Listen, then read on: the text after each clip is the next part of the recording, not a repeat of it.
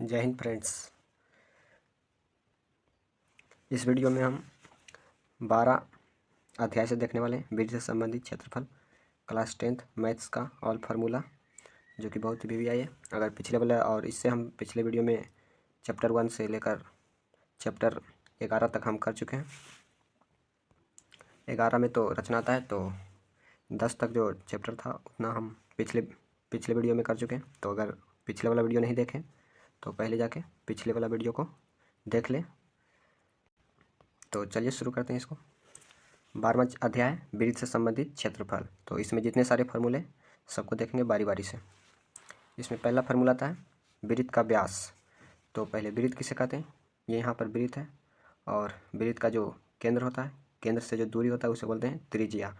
ये यहाँ से यहाँ क्या है? त्रिज्या है, जिसको आर बोलते हैं। और यहाँ से यहाँ दूरी क्या हो जाएगा? वृत्त का व्यास हो जाएगा, डी जिसको बोलेंगे। और ये जो है परिधि है, ये जो है वृत्त का परिधि हो जाएगा।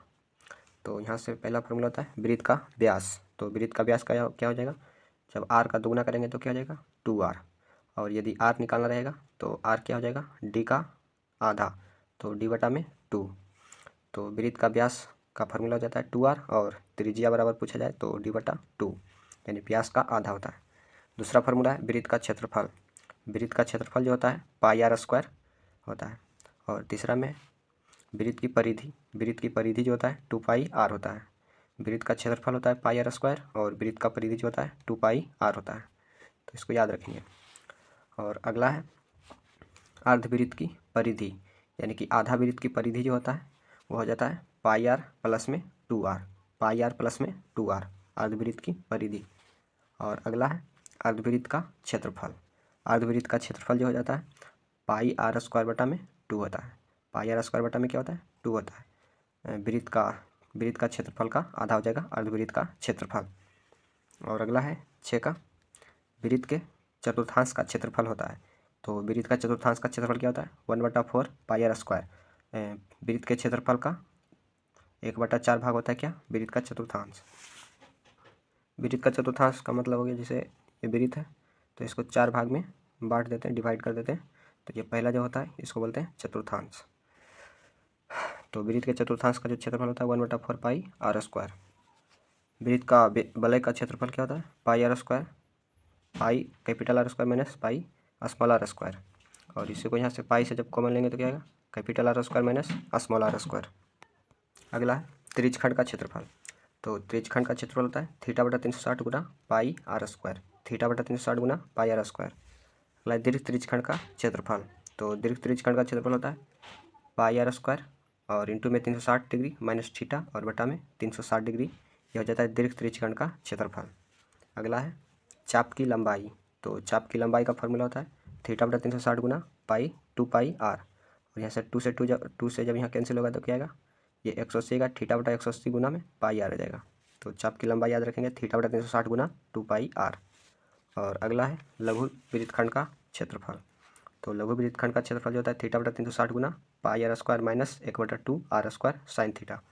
θ/360 गुना pi R square minus 1/r square sine theta. और अगला है दीर्घ वृत्तखंड का क्षेत्रफल। तो दीर्घ वृत्तखंड का क्षेत्रफल क्या होता है? वृत्त का क्षेत्रफल माइनस लघु वृत्तखंड का क्षेत्रफल। जब वृत्त के क्षेत्रफल में से लघु वृत्तखंड का क्षेत्रफल घटा देंगे तो आ जाएगा क्या? दीर्घ वृत्तखंड का क्षेत्रफल। अगला है समबाहु त्रिभुज का क्षेत्रफल। तो समबाहु त्रिभुज का क्षेत्रफल जो होता है √3/4 गुना ए स्क्वायर, यानी कि भुजा स्क्वायर। तो √3/4 गुना भुजा स्क्वायर।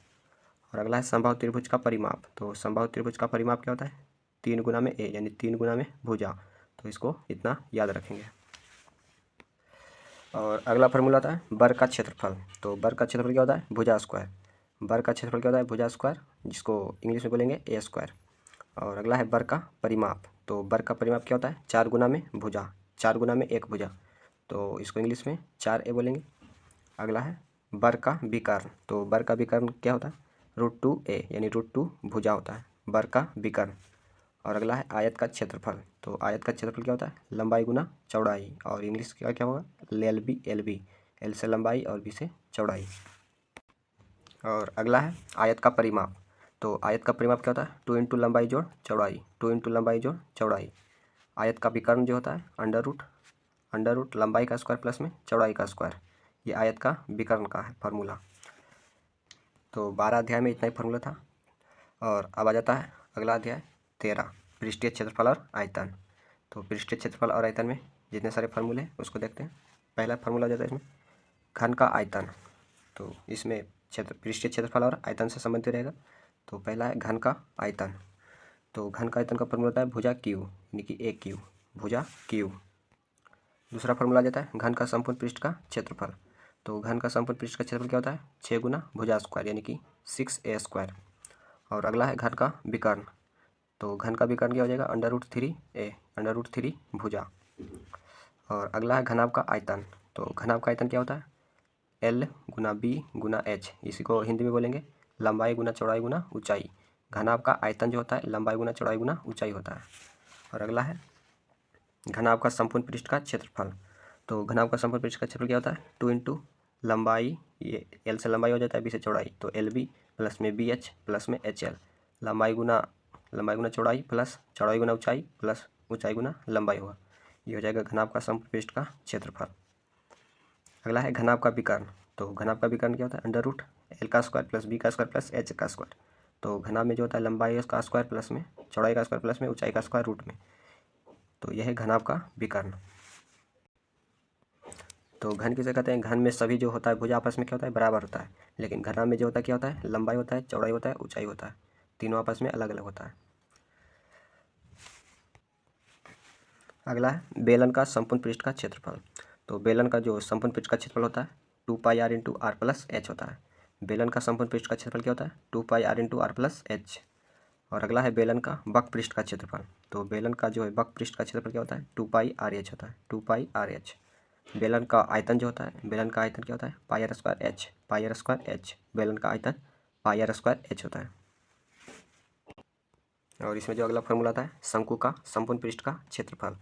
तो जो शंकु का संपूर्ण पृष्ठ का जो क्षेत्रफल होता है πr इंटू एल प्लस में R, πr into L plus में आर। यहाँ पर थोड़ा सा शंकु को समझ लेते हैं। शंकु किसे बोलते हैं,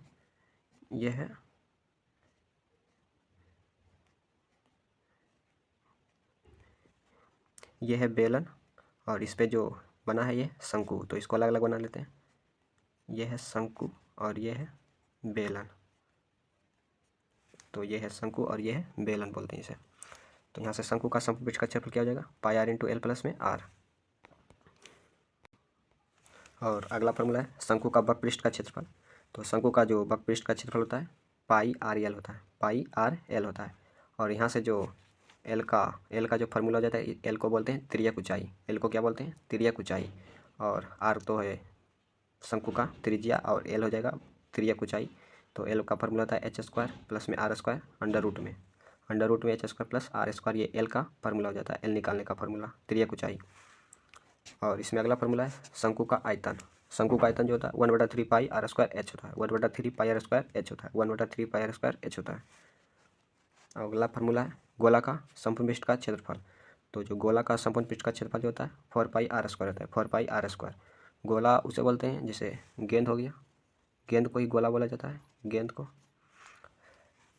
तो गोला का संपूर्ण पृष्ठ का क्षेत्रफल क्या होता है 4πr स्क्वायर होता है। गोला का आयतन क्या होता है 4/3πr³। गोला का आयतन क्या होता है 4/3πr³।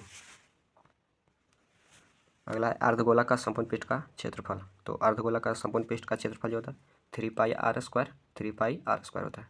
गोला का होता है 4πr स्क्वायर और अर्धगोला का हो जाएगा, अर्धगोला का संपूर्ण पृष्ठ का क्षेत्रफल 3πr स्क्वायर। और अर्धगोला का जो वक्र पृष्ठ का क्षेत्रफल होगा 2πr स्क्वायर। अर्धगोला का जो वक्र पृष्ठ का क्षेत्रफल होगा 2πr स्क्वायर। संपूर्ण पृष्ठ का क्षेत्रफल हो जाएगा 3πr स्क्वायर और अर्धगोला का जो वक्र पृष्ठ का क्षेत्रफल होगा 2πr स्क्वायर। अगला है अर्धगोला का आयतन।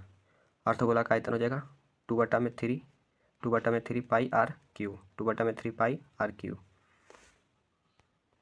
अगला है शंकु के छिन्नक का संपूर्ण पृष्ठ का क्षेत्रफल। तो शंकु के छिन्नक का संपूर्ण पृष्ठ का क्षेत्रफल जो होता है pi into capital R square plus में स्मॉल आर स्क्वायर, मतलब बड़ा आर स्क्वायर प्लस में छोटा आर स्क्वायर, बड़ी त्रिज्या प्लस में छोटी त्रिज्या का स्क्वायर प्लस में एल इंटू में बड़ा आर प्लस में छोटा आर। तो इसको हम बोलते हैं छिन्नक का संपूर्ण पृष्ठ का क्षेत्रफल निकालने का फार्मूला हो जाता है। और अगला है छिन्नक का वक्र पृष्ठ का क्षेत्रफल। तो छिन्नक का वक्र पृष्ठ का क्षेत्रफल होता है पाई एल इंटू में कैपिटल आर प्लस में स्मॉल आर, यानी कि बड़ा आर प्लस में स्मॉल आर हो जाता है, छोटा आर। अगला है छिन्नक का आयतन। तो छिन्नक का आयतन जो होता है 1/3 पाई एच इंटू में बड़ा आर स्क्वायर प्लस में छोटा आर स्क्वायर प्लस में बड़ा आर इंटू में छोटा आर। तो छिन्नक का आयतन इतना आ जाता है। तो ये था पृष्ठीय क्षेत्रफल आयतन में अध्याय में। अब चलिए चलते हैं अगला चैप्टर में, सांख्यिकी में चलते हैं। तो अगला चैप्टर हमारा है 14 चैप्टर, 14 दिया है सांख्यिकी। तो सांख्यिकी में जो पहला आता है वह है अवर्गीकृत आंकड़े के लिए। अवर्गीकृत आंकड़े के लिए यानी कि 1, 2, 3 ये सब अवर्गीकृत आंकड़ा है। तो इस सब के लिए जो पहला फार्मूला होता है माध्य निकालने का जो फार्मूला होता है वो होता है सभी राशियों का योग, सभी प्रेक्षणों का योग बटा में राशियों की संख्या, सभी प्रेक्षणों की संख्या। तो माध्य निकालने का जो फार्मूला होता है सभी राशियों का योग बटा में राशियों की कुल संख्या हो जाएगा। अगला है परिसर।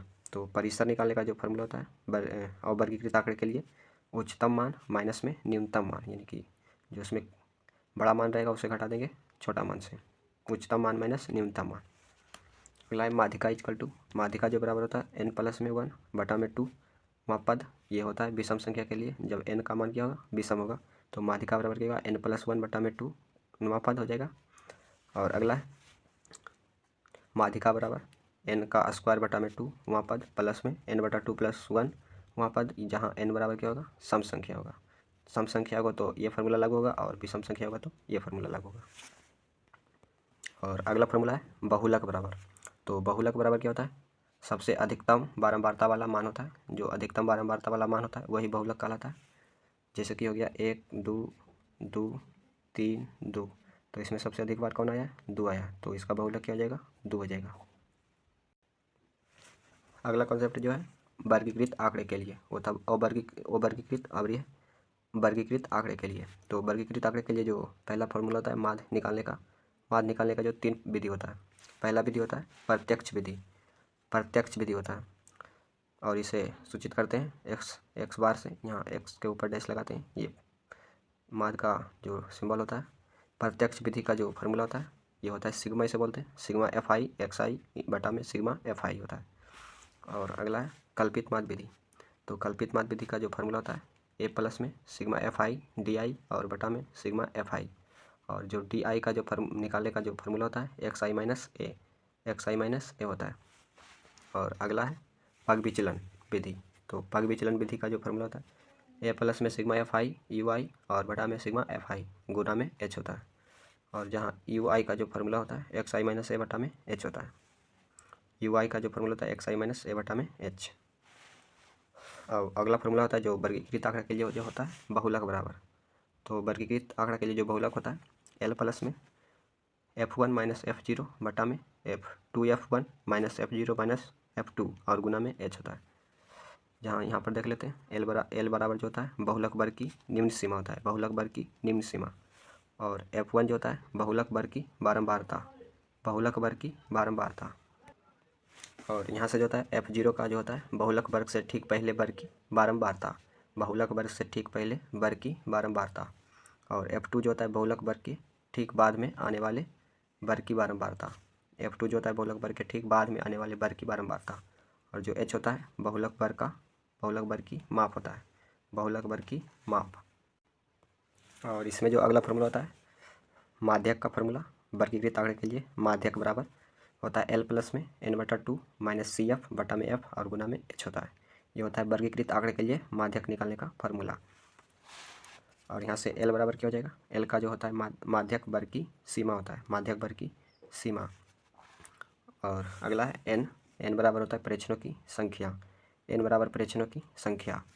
और CF जो होता है CF बोलते हैं माध्यक वर्ग से ठीक पहले वर्ग की संचयी बारंबारता।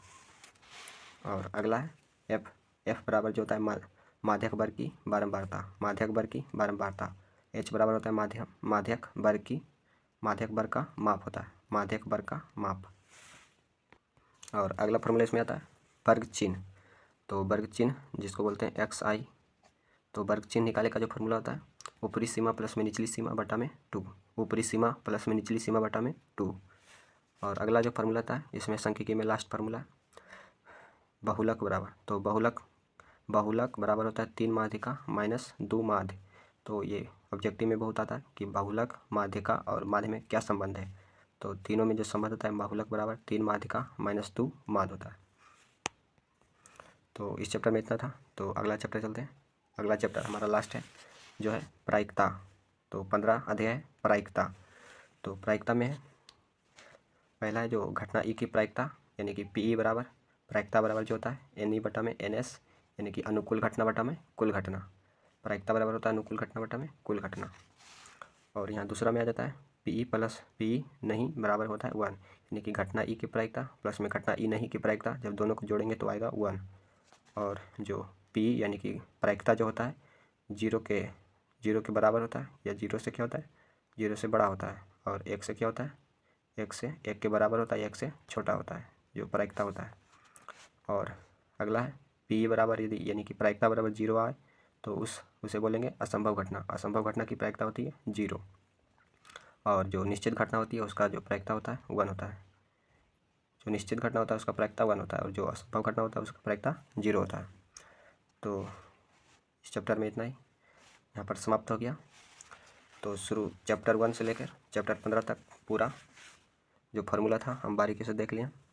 और पिछले वाले का वीडियो नहीं देखें तो पिछले वाला वीडियो सब जाकर लिस्ट में देख लीजिए, डिस्क्रिप्शन और जो इसमें दिया हुआ है क्लिक करके देख लीजिए। धन्यवाद।